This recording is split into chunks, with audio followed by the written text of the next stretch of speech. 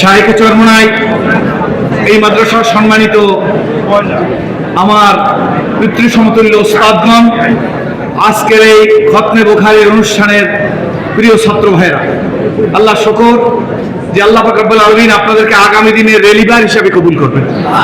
আপনারা হবেন জাতির রেলিবার। একমত করে হাত জায়গায় দেখেন ইনশাআল্লাহ। আপনারা জাতির নেতৃত্ব দিবেন।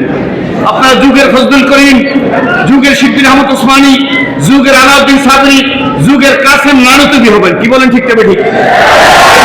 বক্তব্য দিতে আমাকে বলার কারণে আমি গৌরবান্বিত।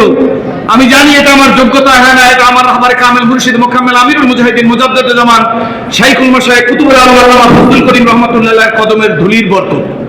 কারণ আমি জানি আগার হাজত তুঝে কুছ ভি তু কর খিদমত ফকির ভি নেহি মিলতি এ দৌলত কেসা হো কি খাজানা মিলে। শেষ কথা তো হযরত পীর সাহেব হুজুর শাইখে চরমোনাই বলবে। আমি আপনাদের কাছে বলি, সামনের কিছু না, শাইখুল হাদিস সাহেবরা বসা আছে। কোন মানুষ, কোন যারা শাইখুল হাদিস তাদের নামকে ওলি আল্লাহর দপ্তরে না লেখে তাদেরকে শাইখুল হাদিস করা হয় না। একমত কিনা? আল্লাহ কবুল করুক। আমি আজকে যারা বুখারীর সনদ পাগড়ি নিচ্ছেন আমিরুল মুজাহিদিনের হাতে, আমি আপনাদেরকে বলবো, আমাদের আমির ও শাইখে চরমোনাইকে আপনারা কে কত বছর চরমোনাইটা জানি না, আপনারা কি কোনোদিন একটা অট্ট হাসি দিতে দেখছেন?